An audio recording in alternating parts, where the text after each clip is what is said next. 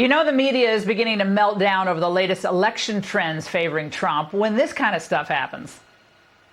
Should he release the results of the cognitive test? He's on display every minute.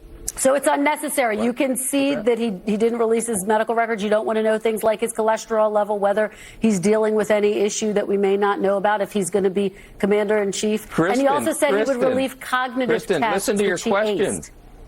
Should he release that? The American people... Kristen, the American people don't care about the cholesterol level of Donald Trump. They care about the cost of living and the fact they cannot pay for groceries. That was the clearest indication to me that they're getting desperate. Joining me now, Speaker of the House, Mike Johnson. Mr. Speaker, good to see you tonight. Now, how often, pray tell, do your Louisiana constituents ask you about the president's cholesterol level? Oh, let's just talk about the good cholesterol versus the bad cholesterol, LDL versus H. This is embarrassing. It is embarrassing, and it would be comical if it were not so serious, Laura. The broadcast news stations ought to be required to file paperwork now. They're giving in-kind contributions with all their airtime for the Kamala Harris campaign. They're trying to prop her up, and of course they're trying to diminish our nominee, Donald Trump. And it's absurd. I've been on the Sunday shows the last couple of weekends, Laura. I did CBS, ABC, NBC.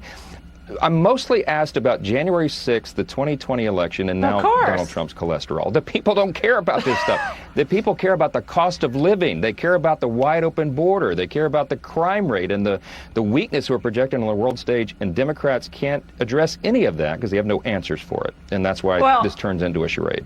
And meanwhile, when you have like J.D. Vance going on these talk shows, and I think I don't know if these anchors don't prepare or they're just used to talking to each other. They don't know what to do. They're really at a loss. It's just a normal answer. Like, well, it's really bad when any apartment buildings are taken over in Colorado by a vicious Venezuelan gang, but it's only a few apartment buildings. This is insanity. Yeah, I think it's a contribution to Trump, not to Harris. I think this actually helps Trump. Well, it does. It points out the absurdity. It shows the obvious bias, and it illustrates why no one trusts the mainstream media anymore. And they're messing with the wrong Marines when they get J.D. Vance on the air or somebody like me. I mean, I know what I'm talking about. J.D. knows what he's talking about, right?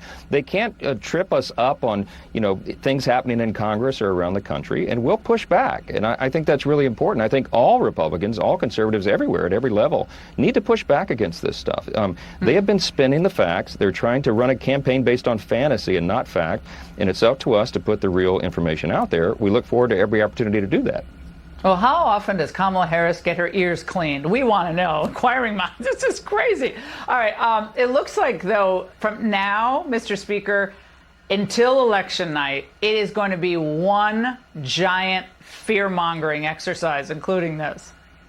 His rhetoric is only getting darker and more dangerous, and it might just be working. Secrecy, shame, silence, danger, even death. That's where Donald Trump has left women today. I didn't know that he was going to schedule a rally at Madison Square Garden to mimic the Nazi rally of 10 February 1939. They have promised military roundup.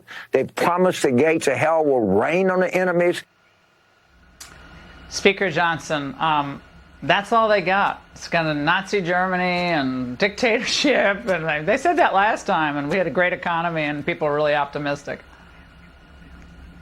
What happened to the campaign of joy? That lasted about a week. This is dark and ominous, but what's really dark and ominous, Laura, of course, is the record of Harris and Biden and what the Democrats have done to the country. That's what people care about. I am traveling nonstop. I've done events now in 227 cities across 40 states. We're going to keep going all the way through Election Day. Laura, I go to the blue states, the swing districts, the places Republicans are not expected to do well, because that's where we're going to win these House races.